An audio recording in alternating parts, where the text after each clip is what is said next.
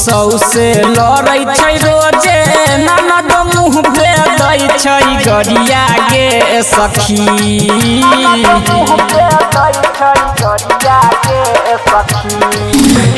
सौ से लड़ै छै रोजे ननद मुँह पे दै छै गरिया गे सखी।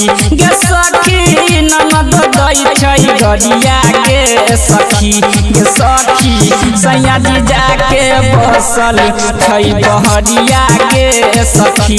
गे सखी पियाजी जाके बसल छै बहरिया गे सखी।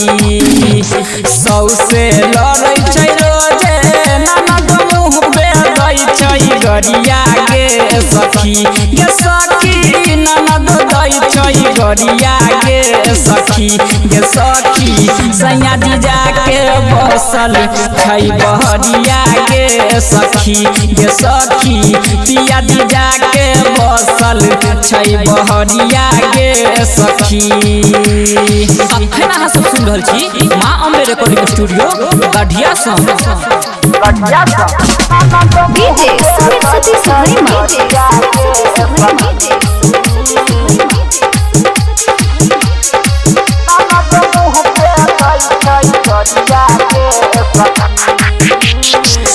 गबना करा के जब से ललकैया घर गे हम कोहना छी नहीं कनिको पूछै खबर गे।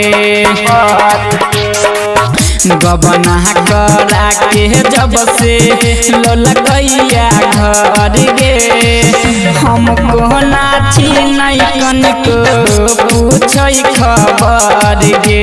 ससुरा में दुख बड़ी होइ छै मन करे खाली जहरिया गे सखी।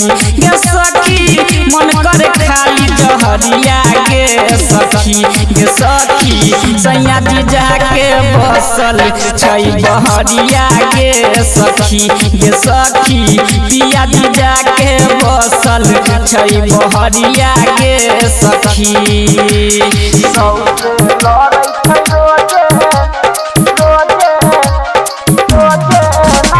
डीजे सुमित सतीश वर्मा।